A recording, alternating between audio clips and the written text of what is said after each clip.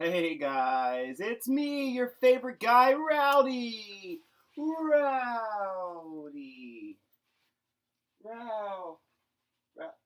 Rowdy. Man, weatherman. Can you imagine being a weather guy? You're like constantly looking at the screen, but you have to like point in other areas. Like, how do they do? That's crazy. Okay, so this should be a short video. I know I've said that like 1,000 times before, but I basically already did my recap on Monday, but we did have three other very close games going on that we should go ahead and discuss. So, as of Monday, I was 13-8 on the year. The three close games we had the Experience that somehow ended up losing. I think Joe Mixon just totally fucked him because, you know, Joe Mixon just decided, and that whole offense decided, we're not going to do anything. We're the Bengals, by the way. We are competing for, like, the first overall pick at this point. So we're just going to hang out. In fact, I wouldn't be surprised if Cody was just like, here, somebody take Joe Mixon off my hands. Give me, like, a 5th-round pick or something. Who knows? So anyways, that's just insane. Then you had Voldemort that held off the Gotham Knights. The Gotham Knights, oh my gosh. One of the teams that I thought were like dead set on competing for a playoff spot are they haven't won a game. It's just absolutely crazy. Then you had No Courtesy that held on for another win as well. So I ended up actually going 3 for 3 on those last 3 games. So for the year, I'm now 16-8. That's actually pretty good. So the game of the week this week, guys, I'm going to fly through this, which is fantastic. So the game of the week this week is the Implication versus No Courtesy. This is the second week in a row that No Courtesy will be in the game of the week, which makes him technically undefeated when he's the game of the week. Both teams are 2-2, making for a fun matchup. Stafford's on a bye week, though, guys, and Drew Brees is still hurt. And Kurt didn't pick up any quarterbacks on the waiver wire.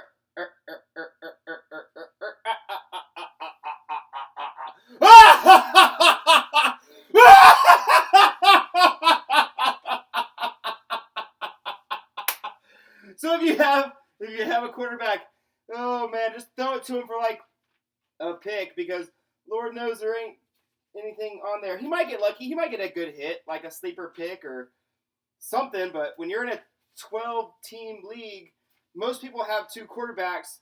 That's 24 quarterbacks. Do the math with 32 teams. There just doesn't really leave much for anything. So he should really consider snagging someone. So that's just never a good sign. Tom Brady, however, on the other side of the fence there, is playing the Washington Redskins, and that's just going to be. I just think it's going to be just demolish them. But then you've got Kamara, who gets diced up with Tampa Bay. It's a very tough call, but I really wouldn't be surprised if the Implication gets a lot of help from the Chicago defense, plus Tom Brady. I think the Implication pulls it out there. Rowdies versus Gotham Knights. Hey, it worked last week. It'll work this week, I hope. I just really think that the Gotham Knights will actually get their first win this week against the Rowdies. I'm just saying. I mean, it's totally possible. Bye weeks, guys. Bye weeks are here. Yay! Bye weeks. Regulators versus Meat and Cheese. Yeah, you guessed it. I'm gonna go with Meat and Cheese only on that one. Then you have the Bad Boys. Bad Boys. What you gonna do? What you gonna do when they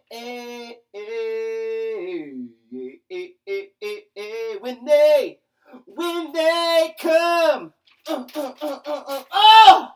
Come for you. Ooh. So you got the Bad Boys against the Phallics. Oh my gosh, you got the Bad Boys and the Phallics. Man, you know what's crazy is Todd Gurley is just not getting the attention that people expected him to get this year. And still the Bad Boys, are they 4-0? I mean, it's just that's just stupid. They just continue to roll. They're like meat and cheese only, except they're better because they're still on a roll. Get it? Meat and cheese on a roll, but bad. Yeah, okay. But I really, really think that the Phalanx have had some really bad luck recently. Oh man. Oh, this is the toughest pick. This might be the toughest pick of the week. I think that the Phalanx are actually going to pull off a quote-unquote upset here. I think that the luck returns, and they finally get a W. Then you got Voldemort versus the Bounty Hunters. I mean, even with the ugly win that Voldemort had this week, and I think that he was probably spitting off some really, really crazy, sorry, just a text here. I think that he was spitting some crazy voodoo on Todd, and Todd was probably just not replying, but he probably read it, and so therefore he's fucked. This actually reminds me of the year that Voldemort went undefeated.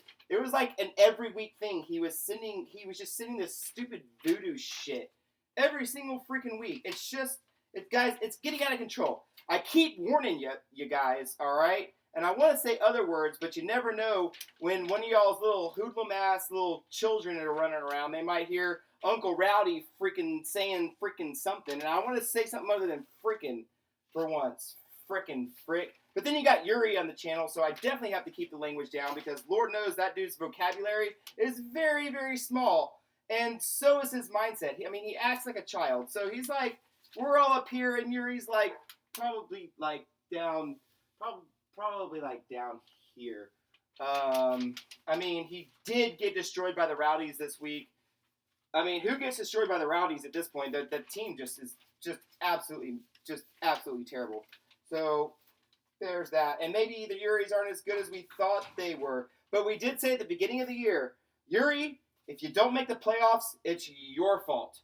Your fault. Yuri, it might be time to start making some moves, especially with the whole Gordon and Eckler thing. But I'll get to that in a second. Ow. Fuck. I just stepped on something. I don't know what it was. Oh, there's the F-bomb for you. Sorry, Yuri. Earmuffs, little ones. So we have regulators versus meat and cheese. So I'm picking meat and cheese. Bad boys versus Phalanx. Bad boys are. I just think that. But I just think the Phalanx are probably going to take that one. I'm going on a limb here. I'm taking a bold prediction.